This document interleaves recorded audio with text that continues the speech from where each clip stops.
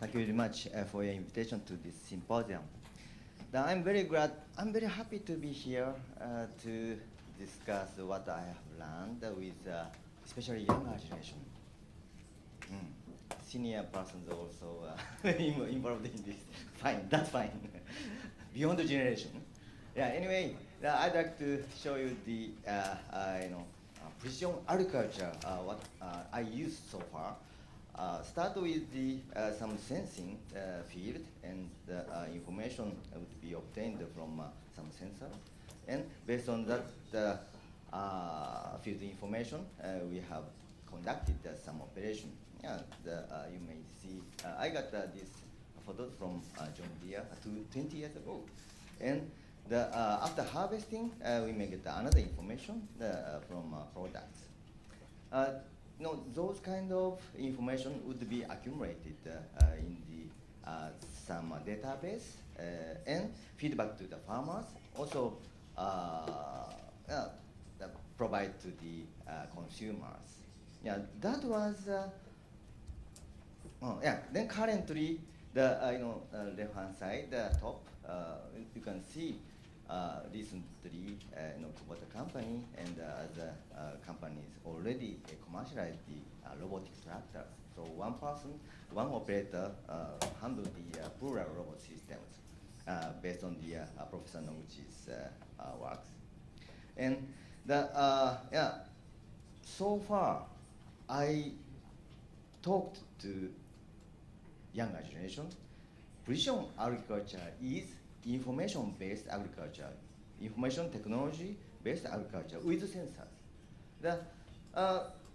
Conducting precision agriculture, you don't need actually robots and machines for, especially for the ASEAN countries and the other Indian people. The machines or robots are not indispensable, but sensors are necessary. That was precision agriculture. I thought. This is the definition I thought. And now, currently, we have a precision, smart agriculture. What's the difference? More robots, more AI, more data, and IoT. That is the difference. So I just found that the difference. And let me talk about the some history we have done so far. Since 1982, we started the robotic project, and we already had this hit in production. And actually, the next generation, I just called, 10 years later, fruit harvesting robot. Today's Thomas, very nice improvement for apples. But this kind of strawberry, very fragile. Maybe that is difficult at this moment. Yeah, anyway, not distributed, not diffused yet, even 30 years so far. And the third generation, I can say, to be the fruit grading robot was possible. I can say that this generation, the precision agriculture oriented robot. Actually, we can get very precise information would be obtained by the this fruit grading robot. Then currently, the fourth generation, we have autonomous vehicles, thanks to the Kubota and the Noguchi Sensei, and also a UAV. Then, so far, we have done younger generation. What's next? Right? So, maybe I guess micro, something like an insect type robot, small, distributed, cooperative robots might be. Animation is something strange. Sorry, this is a very heavy. Okay, sorry. This kind of cooperative robots may be applicable to this kind of field. Yeah. Anyway, the next generation, the younger generation, we do together. I'll convey what I learned so far, then convey to you. for the future. So far, information. I just wrap up information from flow in smart agriculture. The pre-harvesting and post-harvesting, all of them, possible to get the information through robots or sensors or any other items. And the point is, actually, smart agriculture point is better, higher quality data, higher quality information. Even if you use AI, the low quality data and some even images, much hydration, much glare, and some what this image? Those kind of data accumulation no good. The data mining also very important to get a good result from AI. Then we can feedback to the farmers, the farming guidance, and also customer. Then what I can say here is we can cover our technology, of course, cover the agriculture, food, then health. Those information can connect to the health. That is the final goal. Actually, human well-being, humans' affluent life, humans' healthy life. That is a final goal, I think. So that's why we have to think about that. Then so far, I just mentioned the history of pre-harvesting. From here, just post-harvesting technologies. Actually, in 1970s, the mechanization conducted in Japan for sorting and labor saving was done. And 1990s, non-destructive inspection systems, near-infrared technology, we can say, we could achieve the uniformitization, market value, enhanced fair payment possible. And recently, the informatization, that is precision agriculture-oriented robots, can give us farming guidance. Also, food safety, security possible based on the traceability. Then currently, we could do fluorescence technology as introduced in the grading systems. What we can do, that would be reduce the food loss. How to reduce the food loss by this technology? I can show you. Actually, this is the result. The fluorescence activities, all of the fruits and vegetables, agriculture products have fluorescent substances in their peels and flesh, and even seeds. You can see the, I can't see. Green spots. What's that? That is a pinhole. Pinhole can be highlighted like that. And the farmers harvest, long time harvest. So get tired. Like that. No? Scissors tip. Injure the pinhole. Also higher place, jump and grab it and put too much and injure.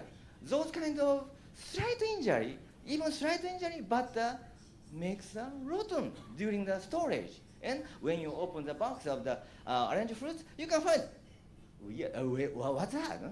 Sometimes some rotten and some mold and color change, even no color change, but your fingers penetrate the skin. You can feel that, you already experienced that so far. So those kind of things, based on this, because of this. So we have to stop that. The fluorescence can do it. Especially ASEAN countries, tropical zone, that is very quickly rotten, even pinhole. So because of the bacteria enhancement. Yeah. Anyway, the younger generation, what's next? I'm thinking so far we have done. Then maybe for our health, probably we need a new sensor necessary for functionality or anything else. The fluorescence is very interesting, maybe for you also. Then I can show you, this is, you can see a pinhole or any injury, but fluorescence image is very highlighted. And even here, rice, upper part, this is old rice, new rice, 2 years ago rice or something like that, and this is a new rice. Fluorescent substances oxidized, and fluorescent substances would be the activity changed. Also, even here, the pepper, you can see red color, green color, blue color. That means at least 3 fluorescent substances in this. Then you can see this carrot. Carrot is a root under the ground, and vascular bundle was a fluorescent, actually highlighted. Why? Vascular bundle. Vascular bundle, water goes through. Water has no fluorescent substance, but fertilizer. Based on my experiences, the organic fertilizer give us a green color, and chemical fertilizer give us a blue color, different color. So if bad person here, and I grow this carrot, organic fertilizer. So I'd like to sell this one higher price. Just wait, and cut. This is the blue color. You use. We can reveal such a bad thing. That is one of the example. Anyway, we have many examples. Even olive oil. You can see which one would be the extra virgin. Extra virgin is very popular in Japanese housewives. Actually, red color would be the good one, extra virgin, and these colors are no good because of the this fluorescence based on the chlorophyll. And this is easy to understand.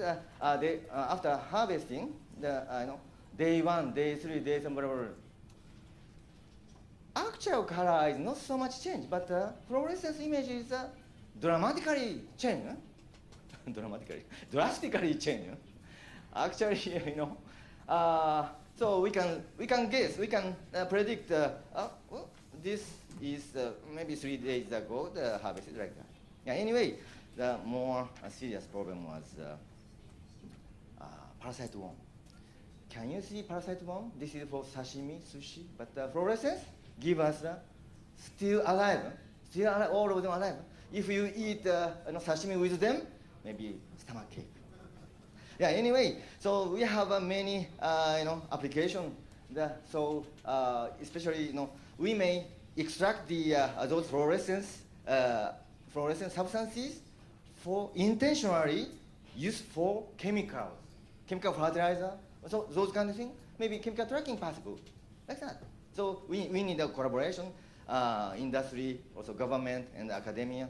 Yeah. Anyway, so we'd like to construct the fluorescence database all over the world.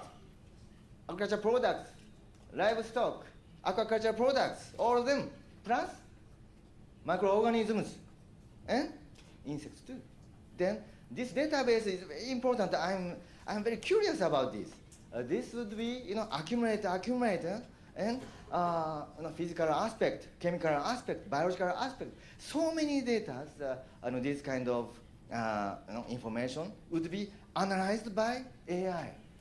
May be able to reveal the secret or some very important some regulation rules in biology. I guess. Okay, so far I have done the some agriculture, and from here livestock. The milking robot 20 years ago already diffused, but harvesting robot is not yet actually. But we have to think about Wagyu. This is not the Japanese Wagyu. This is the Australian Wagyu.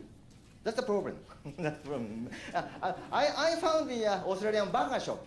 Wagyu hamburger is 1.5 times expensive than the OG beef hamburger.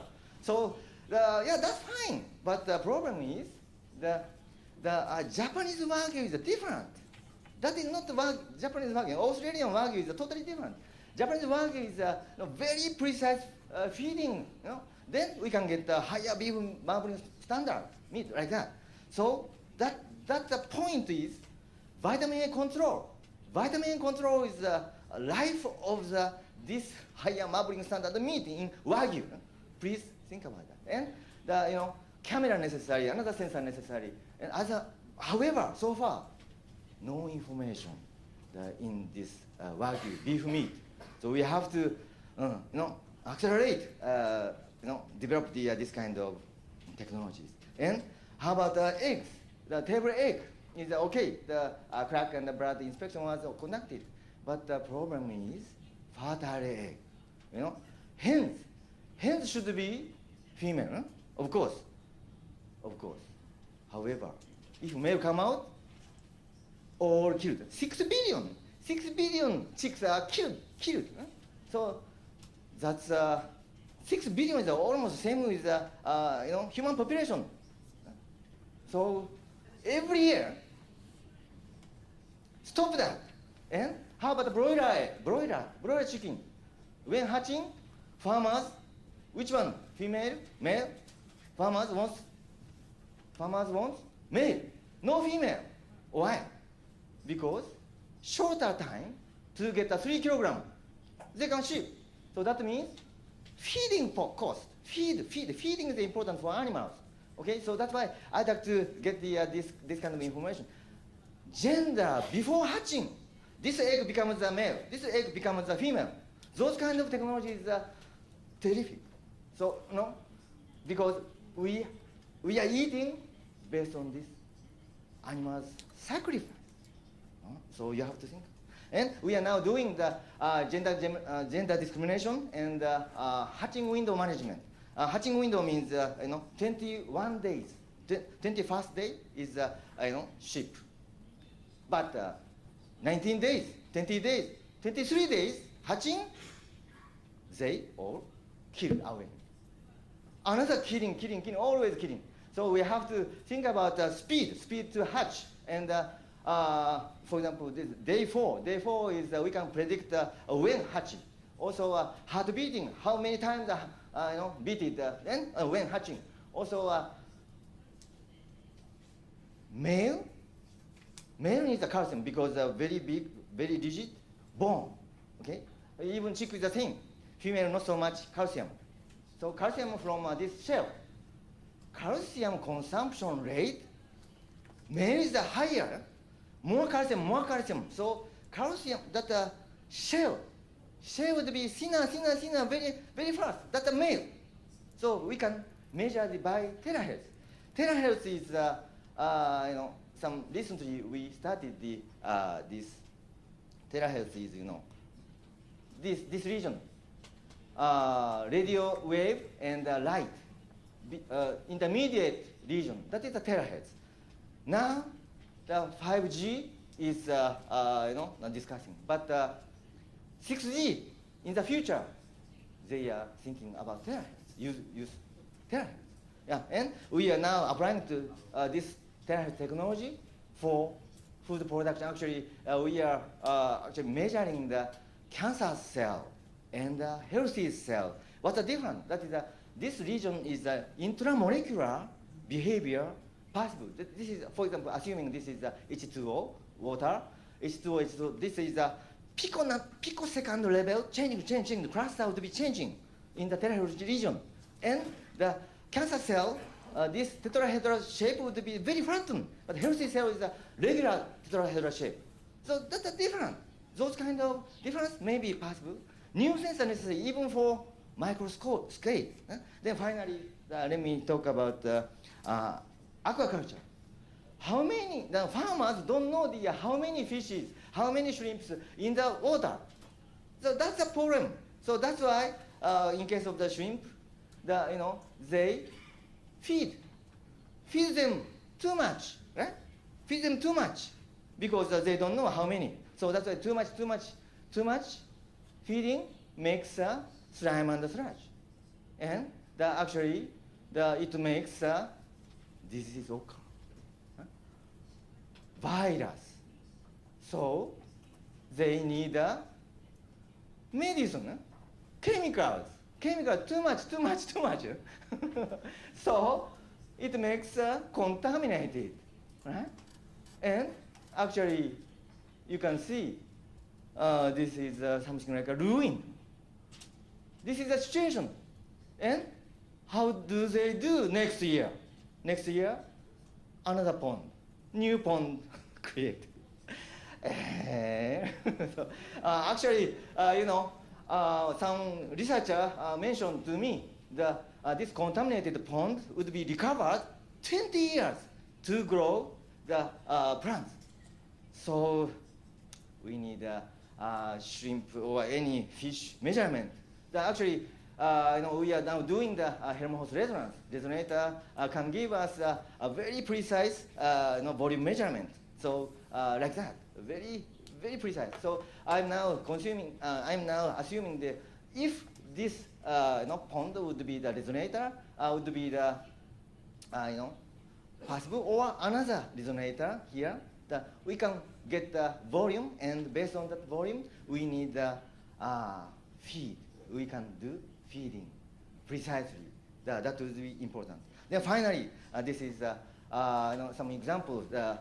We love the refrigerator, beloved refrigerator, and why don't you use this? Yeah? This camera, small camera is okay. The monitor inside and using a white LED and the blue LED, not blue, actually UV LED, ultraviolet LED. Then, as I mentioned, right, fluorescence images can give us freshness, also safety, or chemical residues may be possible. Then, based on that, you may apply to the all those data accumulation to the and AI give us some today's menu, and based on this menu, we may go shopping, and we eat according to this menu. So that means that is less reduce less food loss. Not only that, we can get everyday accumulation of the nutrition. So we can cover their health. So conclusion is agriculture and livestock and everything, food, health, the very much relation. And sensor is important, and for humans, healthy and affluent life. I would like to share with the younger generations. That would be all. Thank you very much. Now we would like to proceed to the discussion session. So I will pass the microphone to Professor Noguchi again. He will be the moderator of this session.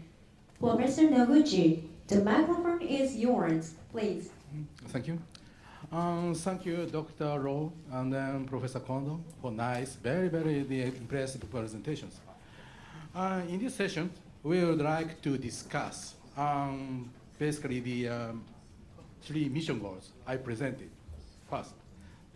And then firstly, I would like to explain procedure for the wrap-up sessions. In the morning session here, this one, we address first mission goal proposed, which is establishing a robust agriculture, forestry, and fishery system which can adapt to sudden weather changes by 2040s. And then in the afternoon, the second and third mission goals are addressed, which second is overcome constraint to water, fertilizers, and over other resources by fully utilizing the biological function of nature by 2050. And then third one is developing a solution to eliminate food losses and waste and promote rational health, and then environmental concern food consumption by 2050s. And then finally, in the wrap-up conception, after the afternoon discussion sessions, we summarize discussion in each session and then set conclusion working group 5. I would like to ask you to your cooperations. And then, first of all, we would like to accept your question, comment to the 2 speakers. Now, floor is open for the question, discussion, comments. If you have any question, comment regarding speaker's presentation, please raise a hand and state your name and affiliations before you talk. And then, Okay, the time is very much limited. Only 20 minutes is left for this discussion. Therefore, please keep in mind for 1 minute. Okay, I can give only 1 minute for talk. Okay, okay, good. So please, do you have any? Okay, thank you. Okay, please. Okay, Nagasaka-san.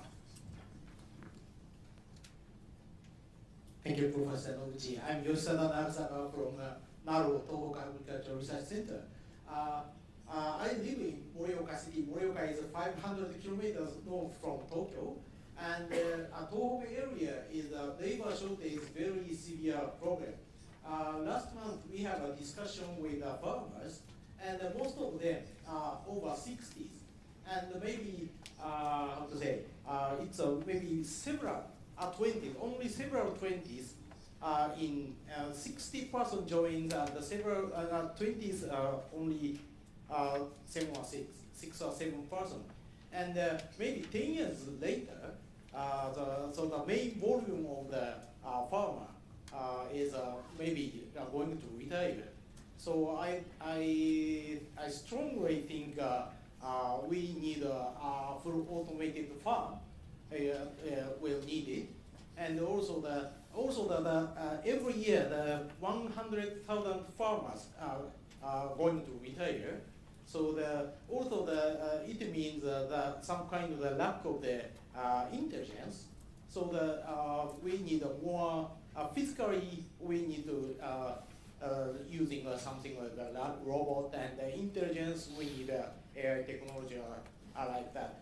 So its goal is 2050s, but I think we need to accelerate that moment. Oh, this is a comment. Okay. Do you have any comment to the against his anything? Okay, please, Dr. Lowe. So the shortage of labor may be multiple factors. Part is the declining population. Part of it is the desirability of people to pursue that as their choice of career.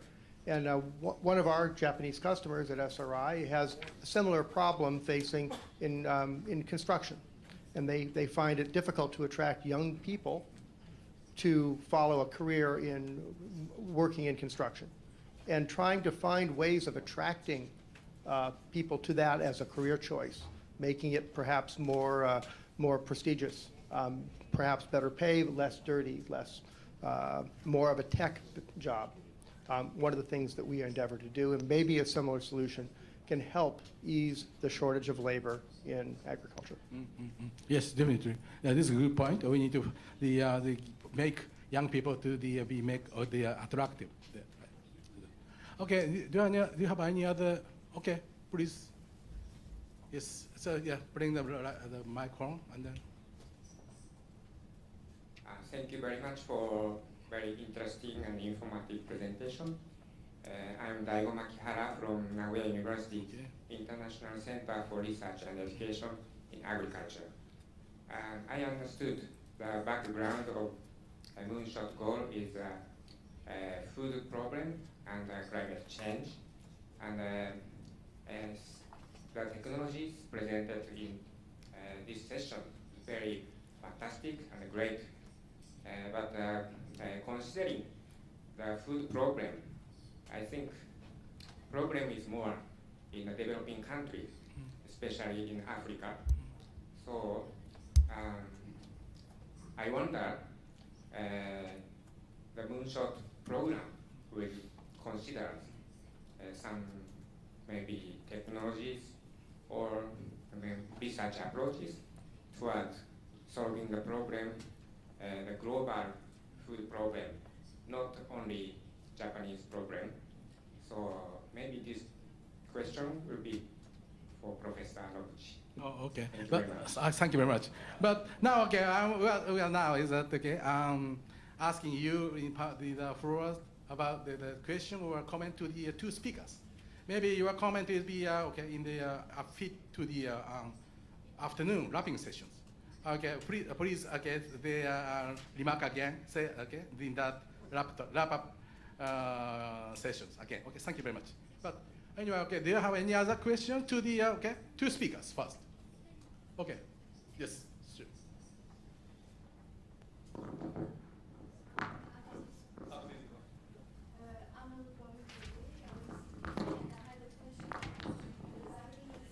purchasing, thank you, the products we saw.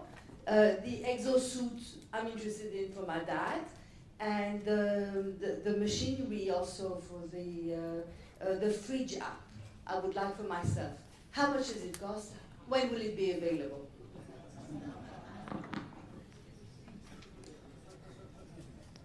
So to answer the exosuit first, the market that it is being developed for is specifically like your father, to allow somebody who is up in years to remain active.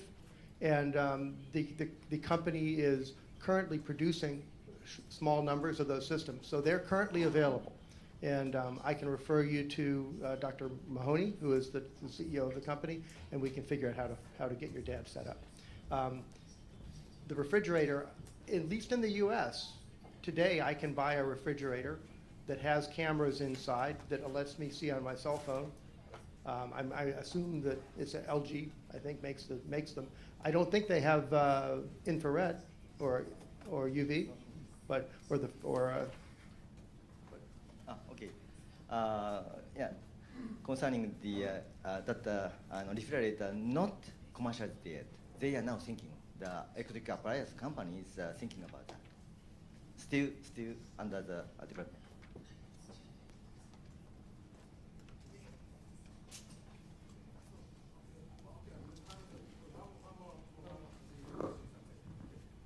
Thank you very much for the very interesting presentation. My name is Ken Fujiwara. I'm working on startup focusing on technology and aquaculture, fish farming. And I think a lot of IT and technologies are now under research and development in agriculture. But from my perspective, Japan is surrounded by ocean, and we have a lot of fish eating culture. And aquaculture is also one of the important sectors in terms of food production. And Kondo Sensei shared a part of challenges in aquaculture, but if you have any other touch point between technology and aquaculture, I would like to listen to a more kind of example and initiatives you face during your research and development. Yes, actually, our school of Agriculture at Kyoto University, some researcher is working with us about some genome editing method and grow faster sea bream or some yellowtails. At this moment, sea bream.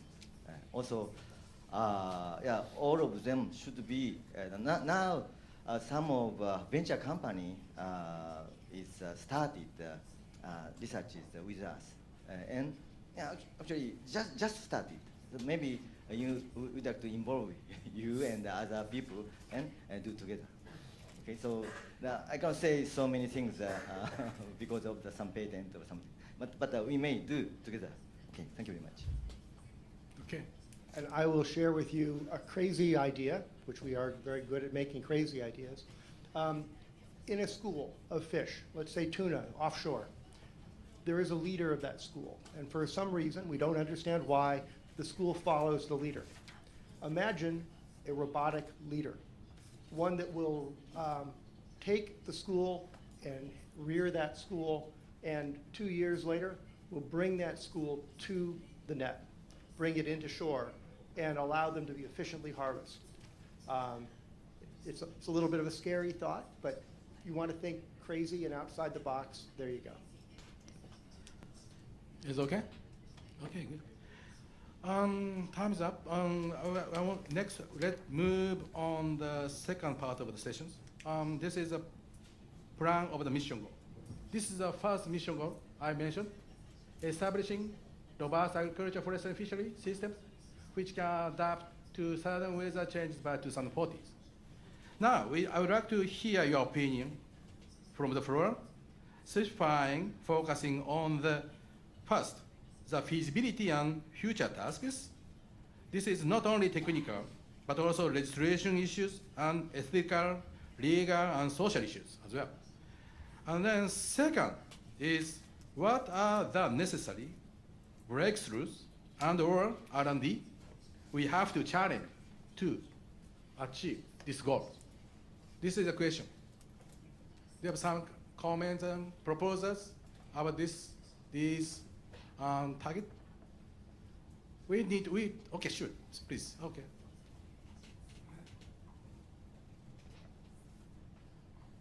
Please state your name, and then. My name is Takanori from Lisbon University. I'm researching about the autonomous vegetable harvester and the autonomous picking, and also the autonomous truck, small truck for agriculture. But we need, I think we need a hand or the end effector for agriculture. It's very, very important, but very difficult problem in robotics for many hours. So you challenge. But for agriculture, it's very difficult because we need some human-made some. It's easy to do to graph the plant or something in advance. So if we try to fully automated agriculture, human cannot do that. So robot have to do that by the hand or some these arms. What do you think about those things? When the SRI can do that, or the cooperative research is very important for agriculture. Yeah, that's a good point. Maybe Ro is the appropriate right person to answer this question. Well, it is a very difficult problem. We have certainly looked at developing low-cost, very highly capable robotic hands. I'm not convinced that the human hand is the ideal instrument for picking fruit. I don't see, from a standpoint of evolution, why fruit and the human hand would converge that way. So I hope that there's a simpler, more robust design than the human hand, which of course is extremely versatile, extremely general purpose. For doing one thing, perhaps we don't need that sophistication. But extremely exciting area of research for sure. Just not sure that we need all of that expense. You introduced here today, okay, the law. The harvesting robot, success rate is only 63 or 63% success rate of the harvest. Apple, you mentioned. No, you are. It's extremely high. So the number that the 60-something percent I used was using the 90% of each step. But okay. The abundant fruit picking robot is much better than that. It is equivalent to or faster than a single human. Okay, but you can not some kind of barrier to detect properly. Right? I mean, nothing is perfect. Okay, yes, some you don't see. It uses vacuum to pull the apples off the tree, and then a very sophisticated way of slowing the apple down so it isn't damaged in the process of picking. Okay, I see. Okay, but anyway, collaborating with the robot people and then agriculture people is working together is a very much essential. Yeah, very important thing. Okay, any other questions to the about this or comment proposals? No. Okay. Yes, please. I'm Furukawa from Yamagata University. I'm working on 3D printing of food, some part from this. But I want to ask something about the harvesting technology. Maybe this problem related to the business, cost, price, something like that. Because for any other manufacturing, robot can be used to make such a painting or printing something. But maybe harvesting should be much more low cost, something like that. How to make such a new business model like that? Maybe we should think about the system or ecosystem like that.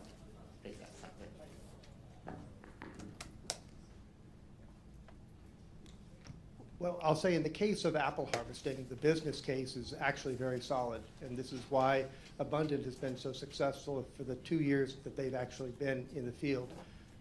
It is one of the easier fruits to harvest compared to things like strawberries, which are extremely delicate.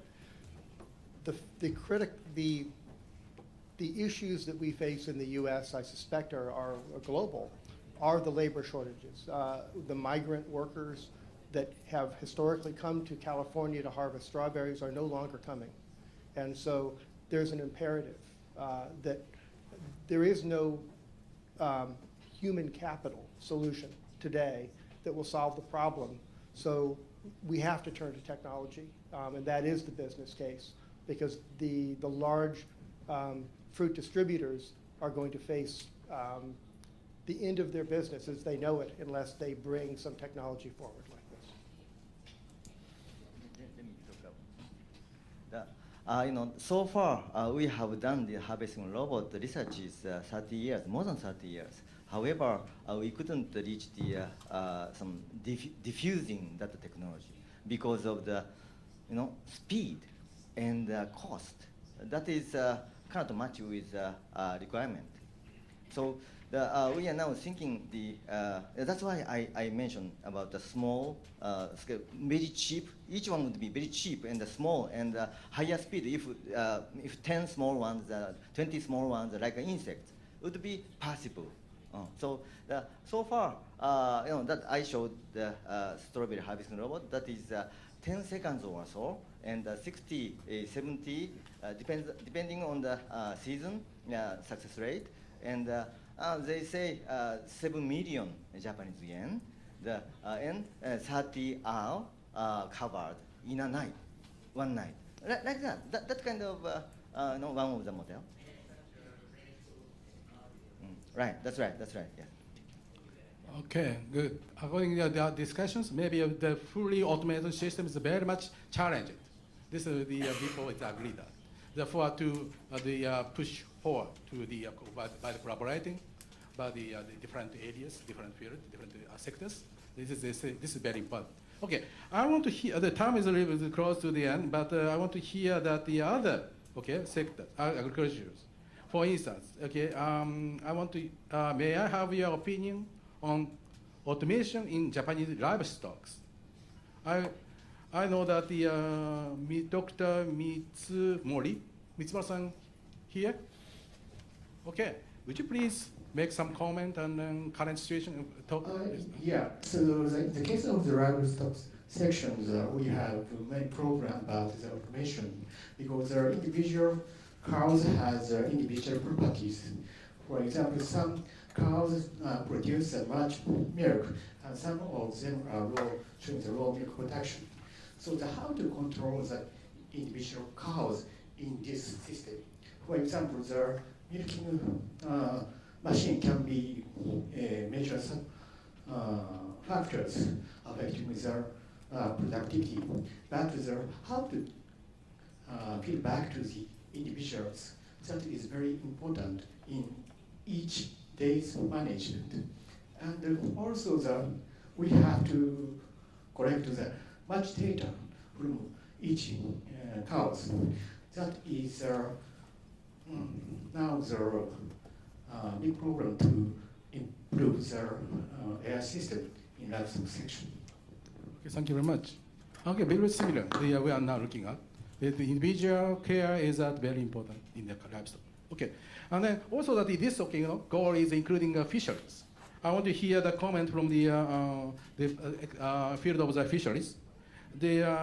I checked that the audiences, the registration peoples.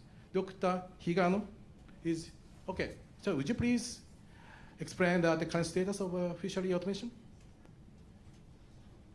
Thank you very much. I'm Julia Higano from National Research Institute of Fisheries Engineering, Fisheries Research and Education Industry. I'd like to introduce my expectation for Moonshot in fishery. Harsh working environment on the sea is a major program in the fisheries industry, and automation is an essential element for securing workers, food support production, and for environmental conservation. The key issue for automation is electric, I think. The fishing boat's propulsion engine is going to be powered by electricity instead of loading fuel oil. It uses batteries and hydrogen fuel cells Of course, these sources of energy should come from renewable sources such as offshore wind farms and solar cells. Electric operation of fishing equipment or hauling nets and ropes has already been introduced in some extent, but its control is still manual. In aquaculture, although the development of an AI automatic feeder of the installation type is slightly progressing, but more sophisticated feeder is required. For example, an automatic feeding of tuna, which is carefully performed by human eyes, is one of our future goals. The technology development of the automatic ship maneuverings, such as collision prevention and dynamic positioning for fishing boats, is also a target.